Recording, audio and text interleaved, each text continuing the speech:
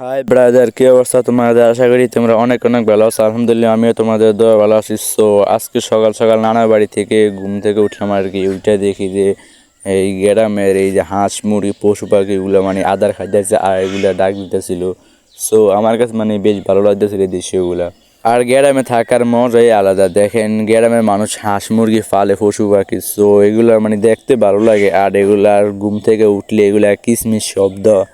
তো তারপরে আর কি দেখেন, এইখানে রাধা হাঁস, তারপরে দেশি মুরগি, শালিক পাখি, অনেক কিছু ছিল ইত্যাদি।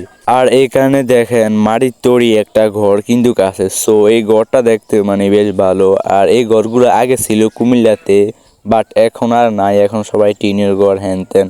সো তারপরে আমি নাস্তা খাওয়ার জন্য বাড়ি থেকে বের হয়ে পড়লাম। আর বাইরে হয়ে দেখি গ্রামের সবুজ শ্যামল অপূর্ব দৃশ্যগুলো, ঠান্ডা হাওয়া আর চারিদিকে ফসল আর ফসল। তো নাস্তা খাওয়ার জন্য বাইরে হইলাম, বাট এইদিকে দেখি আশেপাশে কোনো দোকানই নাই। তো এই কারণে দোকান কোন জায়গায় আছে খুঁজতে হবে আমাকে। আর এদিক দিয়ে মানে রাস্তা দিয়ে হাঁটতে বেশ ভালো লাগতেছিল, সকালে ঠান্ডা হাওয়াটা গায়ে লাগতেছিল। তো চলেন আপনাদেরকে কিছু গ্রামের মানুষের পরিশ্রম করা কৃষকের ক্ষেতগুলা দেখাই আপনাদেরকে। তো দেখেন, শহরের কিছু ছেলেমেয়েরা বলে গ্রামের ছেলেরা নাকি ক্ষেত। তো আপনাদেরকে একটা কথাই বলি, গ্রামের ছেলেরা যদি পরিশ্রম করে এই ধান ক্ষেতগুলো না করতো, কৃষকরা যদি এই ধান ক্ষেতগুলো না করতো, তাহলে কিন্তু আপনারা বাজারে চাইলগুলো পাইতেন না। সো এগুলা কিন্তু কৃষকের অবদান। সো গ্রামের ছেলেদেরকে ক্ষেত বলার আগে ভাববেন আপনারা যে চাইলগুলা খান এগুলা কোন জায়গা থেকে আসে। সো তারপরে বললেন যা বলার। আর এই দিক দিয়ে দেখেন কিছু লেবু বাগান ছিল।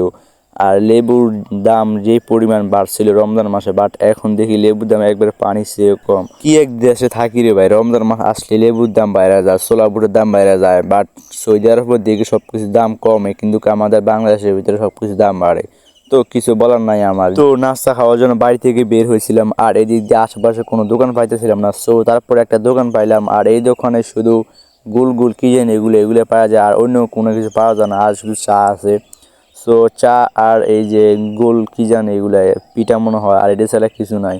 আর এখান দিয়ে দেখেন খবর চলতেছিল বাংলাদেশের কোন জায়গায় যুদ্ধ লাগছে, কোন জায়গায় কি নরক হয়েছে, সবকিছু এই টিভির ভিতরে দেখাইতেছে। আর আপনারাই দেখেন এই দোকানের ভিতরে কোনো কিছু নাই, বিস্কুট, চানাচুর, মুড়ি, হ্যান ত্যান কোনো কিছু নাই এটার ভিতরে। শুধু কেল চা পাওয়া যায় আর গোল পিঠাগুলা। সো এগুলা দিয়ে কি মানুষের সকালে নাস্তা হয়? কি আর করার ভাই, খিদা লাগছে অতিরিক্ত, আর কি আর করবো এখন। এখান থেকে কি হালকা পাতলা কিছু খাইতে হবে আমাকে।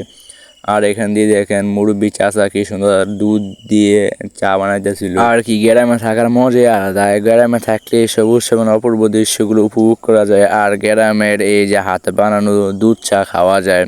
সো এই চা গুলা খাইতেও বেশ ভালো লাগে। আর চা না খাইলে কিন্তু আপনাদের শরীর স্বাস্থ্য ঠিক থাকবে না, কারণ চেষ্টা করবেন প্রতিদিন একটা করে চা খাইতে। সো অতিরিক্ত খিদে লাগছে, এই কারণে ওইখান থেকে পিঠা খাইতেছিলাম। আর পিঠার সাথে এক কাপ চা না নিলে কি জমবে নাকি? সো ওই কারণে টিভি দেখতেছিলাম, আর ওই দিক দিয়ে এক কাপ চা আর হালকা কিছু নাস্তা খাইতেছিলাম আর কি। আর এই পিঠাটা একবারে পিওর ছিল, খাইতে বেশ ভালো লাগতেছিল আর কি। তো জানতাম না এই পিঠা যে এত স্বাদ, বাট খাওয়ার পরে বুঝলাম এটার অনেক স্বাদ আর কি। তো কি আর করার ভাই, অনেক খিদে লাগছে।